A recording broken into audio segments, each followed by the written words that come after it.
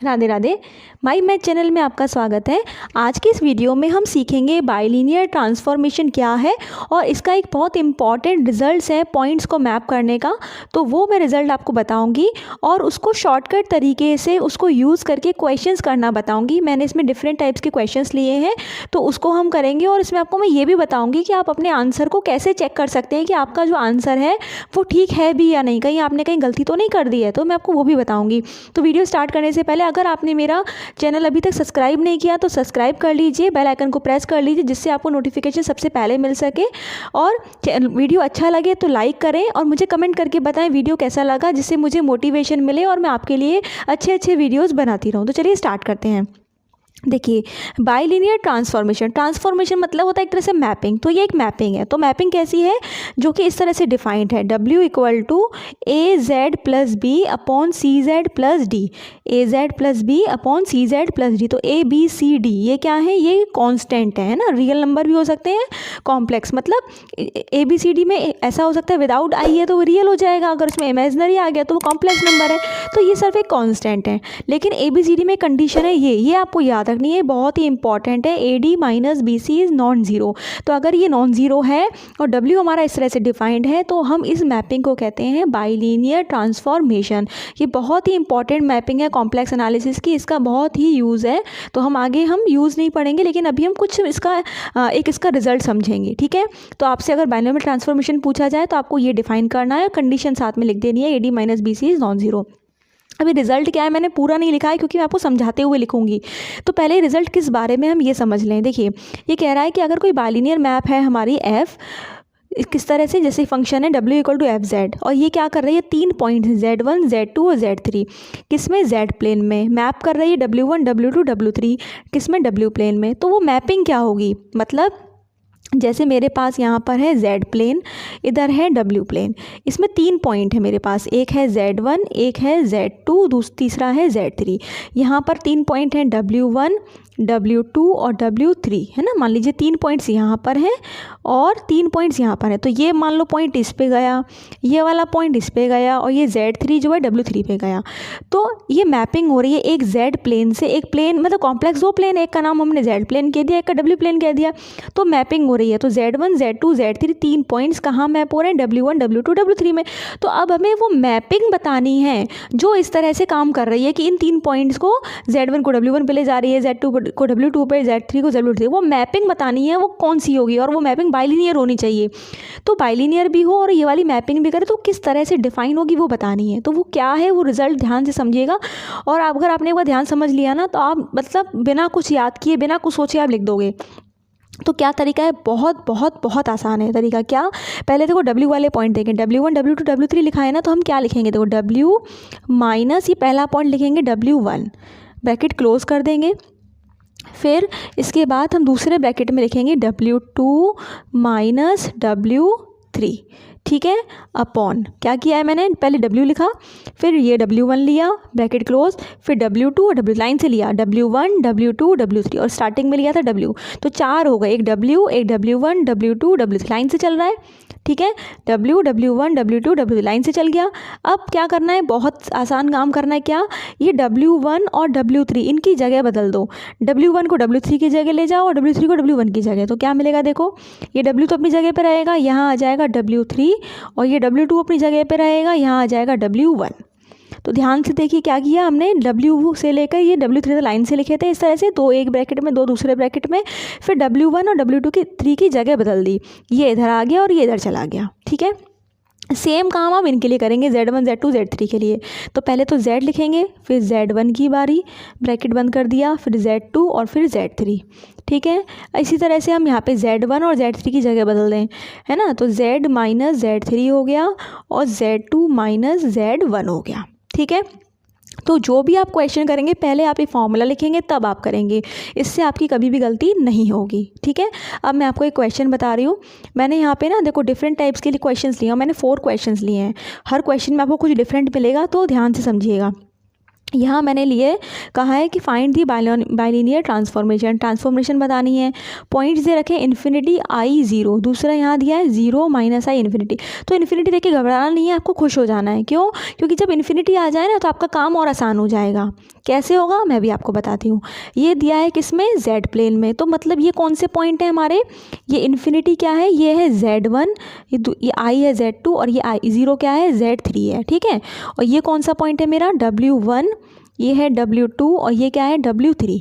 जब भी पॉइंट्स दिए हो ना तो उसके नीचे छोटा छोटा ऐसे लिख लेना।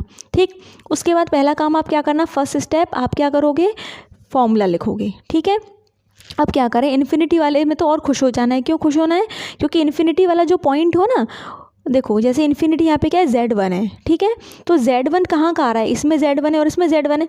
तो इस फैक्टर को हटा दो, हटा दो मतलब इसको कुछ नहीं करना, इस फैक्टर को आपको कंसीडर नहीं करना जिसमें कि इन्फिनिटी वाला पॉइंट आ रहा हो। तो इस इन्फिनिटी क्या है, इसमें Z1 है, तो Z1 इसमें आ रहा है और इसमें आ रहा है, तो इन दोनों फैक्टर को आपको लेना ही नहीं, कैंसिल कर दो।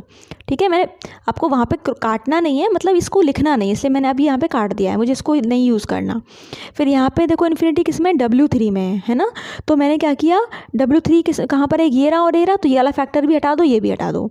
तो करें क्या, जो रिमेनिंग फैक्टर है बस उनकी वैल्यू पुट करेंगे। तो क्या मिलेगा, देखो ये आएगा W तो ऐसे ही रहेगा माइनस W1 कितना दिया है हमारे पास, ज़ीरो, ये ज़ीरो हो गया, अपॉन फिर नीचे क्या बचा, ये W2 है माइनस आई और W1 है ज़ीरो। ठीक है, इक्वल टू Z2 कितना आई, फिर Z3 है ज़ीरो, अपॉन Z को तो Z ही रहने देंगे और Z3 कितना है ज़ीरो। ठीक है, तो फॉर्मूला लिखा है तो उसको कितना करना आसान है, सीधे सीधे वैल्यू पुट कर रहे हैं। अब क्या हो गया, देखो ये हो गया W अपॉन माइनस आई, इधर आ गया I अपॉन Z। ठीक है, तो क्या मिला, आई माइनस आई को उधर ले जाओ, तो ये कितना आ गया, W इक्वल टू माइनस आई का स्क्वायर अपॉन Z। तो ये आई स्क्वायर -1 होता है, तो ये आ गया 1 अपॉन Z। तो हमें आंसर क्या मिल गया, W equal to 1 upon Z। ठीक है, तो एक बार मैं फिर से बता दूं आपको क्या क्या किया मैंने। पहला काम जो इम्पोर्टेंट है, क्या किया, फॉर्मूला लिखा। फिर मैंने देखा कि अच्छा कौन, इन सबको छोटा छोटा लिख दिया, Z1 Z2 Z3 और ये W1 W2 W3। फिर देखा जो पॉइंट इन्फिनिटी है, तो इन्फिनिटी है W3 था, तो W3 वाला फैक्टर हटा दिया, हमें उसको यूज़ नहीं करना। इसमें इन्फिनिटी था हमारा Z1, तो Z1 जिस में था उस फैक्टर को हमने हटा दिया है ना, उसको भी हमें यूज़ नहीं करना। तो करना क्या है, जो रिमेनिंग फैक्टर्स बचे उसकी वैल्यू पुट कर दो और W को इन टर्म्स ऑफ Z निकाल लो क्या आया। तो हमारा आ गया W इक्वल टू 1/Z। ठीक है, अब मैंने यहाँ पे ये क्वेश्चन ऐसा लिया जिसमें दोनों साइड, एक इधर इन्फिनिटी था और इस वाले में भी इन्फिनिटी था। ठीक है, अब मैं अब ये क्वेश्चन ऐसा लेने वाली हूँ जिसमें एक साइड इन्फिनिटी होगा और एक साइड इन्फिनिटी नहीं होगा। तो ध्यान से देखना, देखो इसमें दिया है फाइंड बाइलिनियर ट्रांसफॉर्मेशन विच मैप्स पॉइंट दिए 1 आई और -1, इधर दिया है 0 1 इन्फिनिटी। आप देख सकते हो इन्फिनिटी इसमें वन साइड है। ठीक है, तो ये मैंने इसको लिख लूँ, ये Z1 है, ये Z2 है, ये Z3 और ये W1 W2 और W3।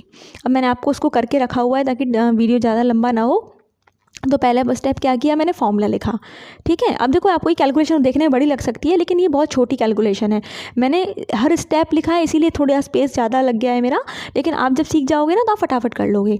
तो क्या किया मैंने, सबसे पहले फॉर्मूला लिखा। ठीक है, अब इसमें देखो इन्फिनिटी है, तो मैंने कहा था इन्फिनिटी देखो तो खुश हो जाओ और उस फैक्टर को कैंसिल कर दो। तो इसमें इन्फिनिटी किस में, W3 में, तो W3 की वजह से ये भी गया और ये भी गया, ये दोनों तो चले गए है ना। अब बचा क्या, ये सब बच गए, तो इनकी वैल्यू रख दें। तो W को तो W रखा, W1 कितना था 0, ये 0 आ गया। W2 कितना है हमारा 1, तो इसकी जगह मुझे यहाँ 1 मिल गया और W1 मेरा यहाँ 0 है, तो यहाँ 0 आ गया। ठीक है, फिर इधर देखें Z, ये तो Z तो रहेगा, Z1 कितना है 1 है, तो 1 आ गया। फिर Z2 है मेरा I, Z3 है Z3 कितना है मेरा -1, तो बीच में माइनस आता है ना इसलिए +1 हो गया। फिर Z ऐसे ही आ गया, Z3 की वैल्यू -1 रखी तो प्लस हो गया है ना, इन सब की वैल्यू रख दी। इसके बाद क्या किया, यहाँ पे तो W बचा, W अपॉन 1 तो W हो गया, ये वाली टर्म ऐसी आ गई। और हाँ, इसमें मैंने काम और किया है, यहाँ से माइनस कॉमन ले लिया नीचे वाले में से, इसको 1 - I बना दिया। मैंने इसका मल्टीप्लाई नहीं किया, इसको 1 - I बना दिया है ताकि मैं ना इसके कॉन्जुगेट का मल्टीप्लाई कर सकूं। हालांकि मैं कॉन्जुगेट का मल्टीप्लाई यहाँ पे भी कर सकती थी, I - 1 का कॉन्जुगेट क्या हो जाता -I - 1, बट वो मुझे उल्टा सा लग रहा था, इसलिए फिर मैंने पहले माइनस कॉमन ले लिया, तो ये हो गया 1 - I। अब मैंने क्या किया, इसके कॉन्जुगेट का मल्टीप्लाई कर दिया। कॉन्जुगेट क्या होगा 1 - I का, 1 + I। क्योंकि आई को ही तो साइन चेंज करते हैं, तो आई यहाँ माइनस का है, तो अगर हम साइन चेंज करें तो प्लस हो जाएगा। तो 1 + आई का ऊपर नीचे मल्टीप्लाई कर दिया, किस में, इसमें, ये जो टर्म था ना इसी में मल्टीप्लाई किया। क्यों कर रहे हैं, ताकि ये थोड़ा फैक्टर आसानी से हो जाए, चला जाए यहाँ से ये। तो अब क्या होगा, जब मल्टीप्लाई करेंगे तो इसका इसमें मल्टीप्लाई हुआ, तो 1 का 1 में होगा, है ना। ये a + b का होल स्क्वायर का फॉर्मूला बन गया। तो a² यानी 1 का स्क्वायर, i का स्क्वायर यानी कि -1, फिर 2ab यानी कि 2i, तो 2i आ गया। इसमें करोगे नीचे तो a² - b² वाली आइडेंटिटी हो गई, a + b है -b लिखा है, तो a² - b² होता है ना, तो 1 का स्क्वायर 1 और i का स्क्वायर -1 होता है, और बीच में माइनस, तो ये +1 आएगा। मतलब आप ऐसे करोगे ना, 1² - i², तो 1 - i² कितना होता है, -1, तो ये 1 + 1, इसलिए मैंने 1 + 1 लिखा है, ठीक है। और ये वाली z वाली टर्म एज इट इज़ रह गई, तो सिंप्लीफाई हो गया, ये नीचे से i वाली टर्म चली गई, तो क्या आया, देखो ऊपर बचा 2i और नीचे क्या आया मेरा 2, तो ये ऐड होके ये 2 यहाँ लिख दिया है, ठीक है। 2 से 2 भी कैंसिल हो गया, तो ये आ गया z, ये i का मैंने अंदर मल्टीप्लाई कर दिया, तो i z हो गया और -i हो गया, नीचे z + 1 और ये माइनस इधर है, ठीक है। तो बस इधर तो लेफ्ट में w था, तो ये w की वैल्यू आ गई, हो गया काम। तो हम डायरेक्ट मल्टीप्लाई भी कर सकते थे, तो लेकिन मैंने और सिंप्लीफाई करने के लिए क्या किया, इस वाले टर्म के कॉन्जुगेट का मल्टीप्लाई कर दिया। मैंने पहले माइनस कॉमन लेके फिर किया है, आप डायरेक्ट भी कर सकते हैं, नो प्रॉब्लम, ठीक है। हाँ अच्छा, मैंने अभी ये भी कहा था कि मैं आपको आंसर चेक करना बताऊंगी, तो मैंने पिछले वाले में भी भूल गई, मैं आपको बता दूँ। इसमें तो देखो आप इजीली देख सकते हो, इस वाले में आंसर कैसे चेक करोगे, जैसे मुझे मिला था w = 1/z है, तो देखो इन्फिनिटी वाले को तो छोड़ दो, ये वाला देख लो, i - i पे जाना चाहिए, तो मतलब मैं z को i रखूँ तो मुझे -i मिलना चाहिए, तो इसमें रख दो।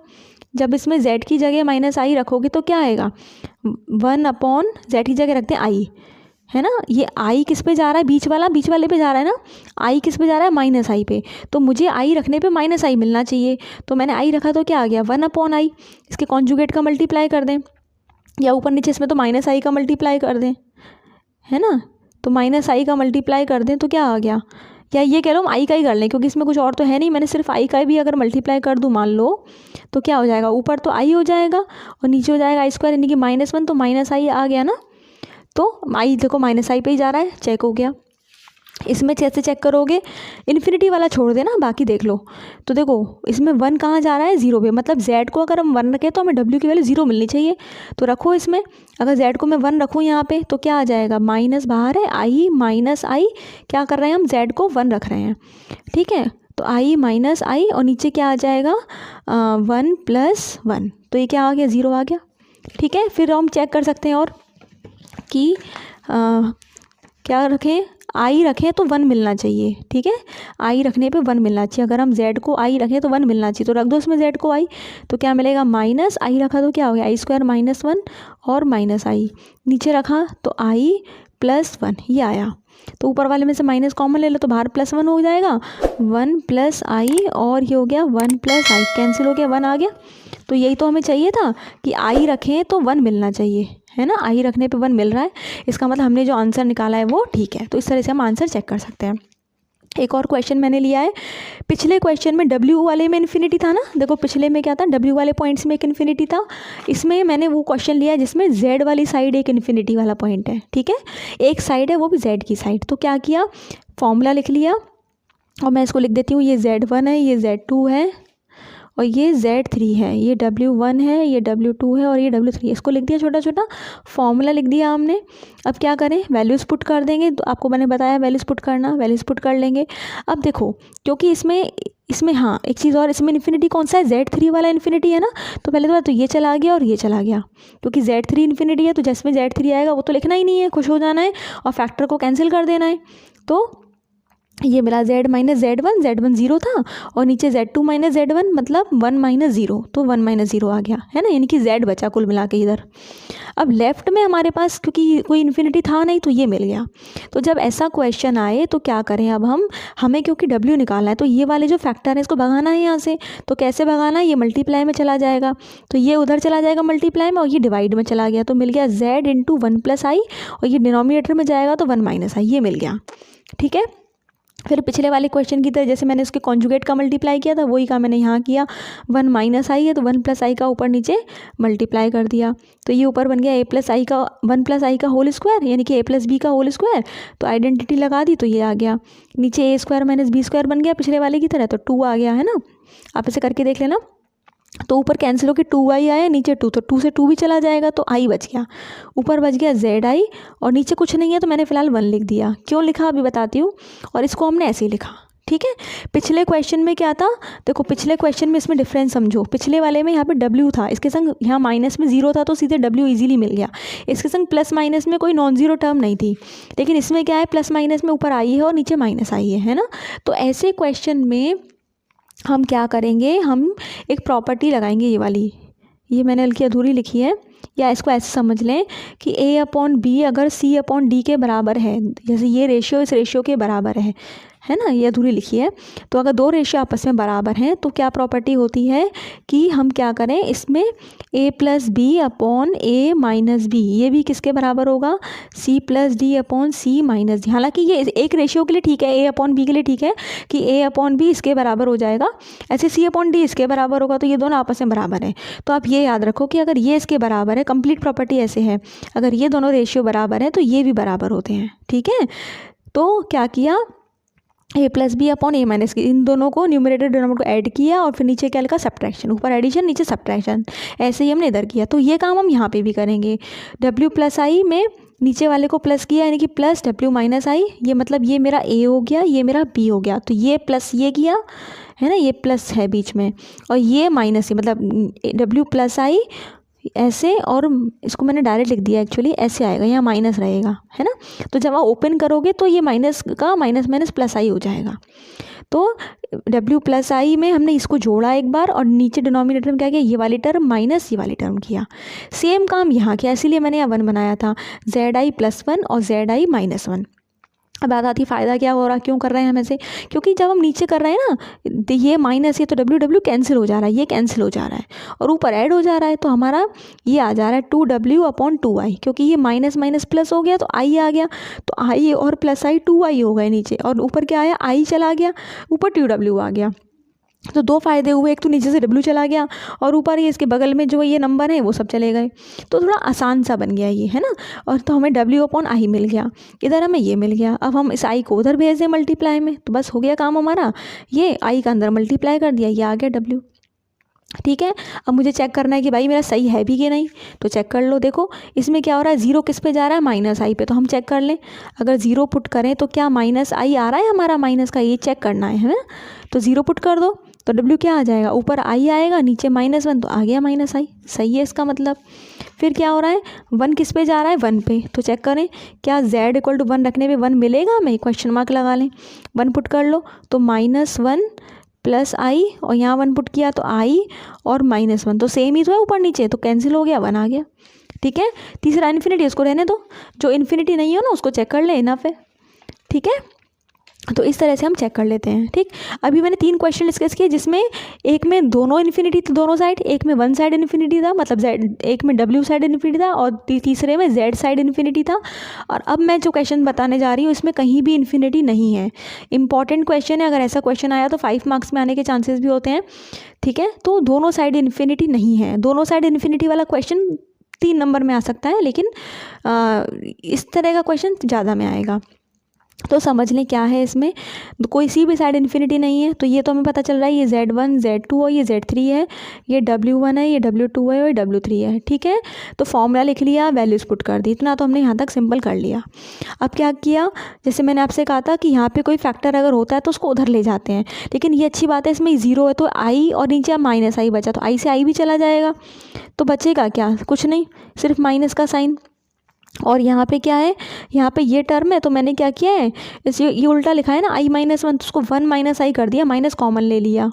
इसमें क्या किया, इसको मैंने घुमा के लिख दिया, क्योंकि आदत क्या है a प्लस आई बी वाले फॉर्म में लिखने की, वो ज़्यादा सही रहता है। तो इसको हमने 1 + i कर दिया, इसको माइनस कॉमन लेके 1 - i कर दिया, ठीक है। तो माइनस बाहर आया और इसका एक i से i कट के माइनस जो बचा था ना, इस माइनस से ये माइनस कैंसिल कर दिया, तो बचा क्या, वो ये लिख लिया, ये वाला पार्ट आ गया, ठीक है। फिर जैसे जो प्रॉपर्टी ये वाली मैंने आपको पिछले क्वेश्चन में बताई, सेम प्रॉपर्टी हमने लगा दी कि ये ए हो गया और ये बी, तो ए प्लस बी कर लिया, मतलब इन दोनों को प्लस किया और नीचे इन दोनों को माइनस किया। सेम काम हमने यहाँ किया, ये वाला पार्ट लिखा प्लस नीचे वाला पार्ट, फिर ये upper part minus lower part, ये लिख लिया। तो यहाँ फ़ायदा क्या हुआ, ये कैंसिल हो गए, यहाँ आई कैंसिल हो गए, तो ऊपर 2w नीचे -2i, तो 2 से 2 भी चला गया, तो लेफ्ट में आ गया w/-i। राइट साइड क्या हुआ, हमने ब्रैकेट्स ओपन कर दिए। ठीक है, पहले मैंने ये शायद ये 1 का मल्टीप्लाई किया है पूरे में, फिर आई का किया है, फिर यहाँ इस 1 का इस ब्रैकेट में किया है, फिर -i का किया। आप अपने तरीके से मल्टीप्लाई करके देख लेना। दोनों ब्रैकेट्स को सिंपल ओपन किया है मैंने, कुछ नहीं किया, सिंपल ब्रैकेट्स ओपन किए हैं। तो कैंसिल काफ़ी टर्म्स इसमें ना कैंसिल हो गए, जैसे ये कैंसिल हो गया था और मेरा इसमें 1 से 1 कैंसिल हो गया, इसमें आई कैंसिल हो गया और ये z कैंसिल हो गया। तो जो रिमेनिंग बचा वो लिख लिया ऐड करके। फिर 2 भी कॉमन ले लेंगे, ऊपर नीचे से 2 भी कैंसिल हो गया। इस -i को यहाँ मल्टीप्लाई में भेज दिया तो ये आ गया, -i का अंदर मल्टीप्लाई किया तो ये आ गया। आपको लंबा लग रहा हो क्योंकि मैंने सारे स्टेप्स लिखे हैं, आप भी सारे स्टेप्स लिख के करो आराम से, जिससे आपकी गलती ना हो, सही आंसर आ जाए। तो ये w आ गया। अब आप इसको फिर से चेक कर लो। इस क्वेश्चन में क्या था, 1 जा रहा था i पे, है ना, क्या कह रहे हैं, 1 किस पे जा रहा है, i पे। तो चेक कर लो ये जा भी रहा है कि नहीं, यहाँ 1 पुट करो तो w = क्या आएगा, 1 + i/1 - i।